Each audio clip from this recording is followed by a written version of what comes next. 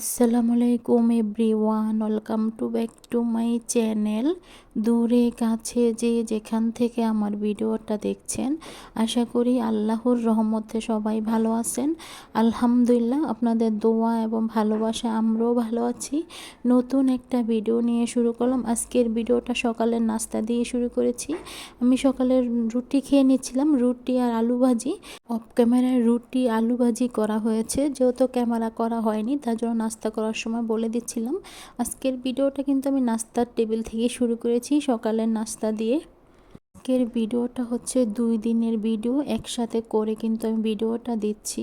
মানে 2 দিনের ভিডিওটা থেকে গিয়েছিল, এডিট করতে পারিনি, শরীরটা ভালো ছিল না, তার জন্য দেখা যাচ্ছে ভয়েসটা দিতে পারিনি। তার জন্য আজকে 2 দিনের ভিডিও একসাথে আপনাদের সাথে শেয়ার করছি। দেখুন বন্ধুরা, আমি এখন ডাইনিং রুমে চলে আসলাম। রুমগুলো একটু অগোছালো আছে, হয়তোবা আপনারা প্রত্যেকটা ভিডিওতেই দেখেন যে বস্তা সব কিছু রাখা আছে, যেহেতু বাসা চেঞ্জ করব আমরা, তার জন্য এগুলো একটু অগোছালো আছে। দেখুন আমি এখন ডাইনিং টেবিলের কাছে চলে আসলাম, দেখিয়ে দিচ্ছি আজকে আমাদের কি রান্না করা হয়েছে। যেহেতু অফ ক্যামেরা রান্না করা হয়েছে তার জন্য কিন্তু এখন দেখিয়ে দিচ্ছি। আজকে পাবদা মাছ দিয়ে ফুলকপি আলু সাথে টমেটো দিয়ে কিন্তু পাবদা মাছ রান্না করা হয়েছে। রান্না কিন্তু আমার আম্মাই করে, যেহেতু ক্যামেরা করা হয়নি তার জন্য রান্না করার পরেই বলে দিচ্ছি।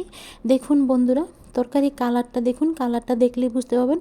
সাথে কিন্তু টক রান্না করেছে টমেটো দিয়ে, মানে পাকা টমেটো দিয়ে কিন্তু আমার আম্মা টক রান্না করেছে।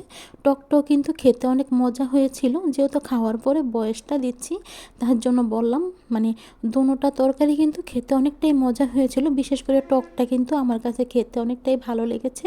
টমেটো দিয়ে, পাকা টমেটো দিয়ে এভাবে টক রান্না করে খেয়ে দেখতে পারেন। আমার মতো কে কে টমেটোর টক খেতে ভালোবাসেন কমেন্টে জানাতে পারেন। মানে কাঁচা পাকনা টমেটো দিয়ে যে টক রান্না করা হয়, কার কার ভালো লাগে আপনারা কমেন্টে জানাতে পারেন। দেখুন বন্ধুরা, বারান্দায় চলে আসলাম। বারান্দায় এসে বেশি কিছু দেখা যায় না, বাইরে দিয়ে একটু ক্যামেরা করে নিয়েছিলাম, পুষ্কুনিটা দেখা যাচ্ছে। এগুলো না আমি নতুন বাসায় গেলে মিস করব, এই বারান্দা তারপরে বাহিরের দৃশ্যগুলো মিস করব।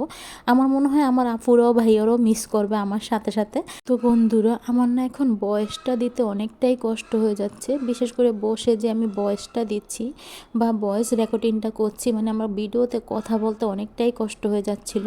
নিঃশ্বাস নিতে পারছি না, থেমে থেমে ভয়েস দিতে হচ্ছে। আবার দেখা যাচ্ছে মানে ভয়েস আটকিয়ে যাচ্ছে, তার জন্য বললাম কথা ভুল বলে ফেলছি।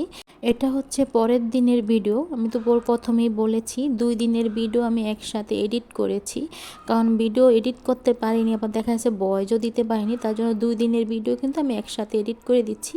বাটিতে দেখিয়ে দিলাম ভর্তা তৈরি করা হয়েছে, কুমড়ার বাকলা সাথে চিংড়ি মাছ আর সাথে কাঁচামরিচ দিয়ে ভর্তা তৈরি করা হয়েছে। আর সাথে কিন্তু নিরামিষ রান্না করা হয়েছে, কুমড়া আলু তারপরে ফুলকপি বিভিন্ন তরকারি দিয়ে কিন্তু নিরামিষ তৈরি করা হয়েছে। তরকারি কালারটা দেখুন।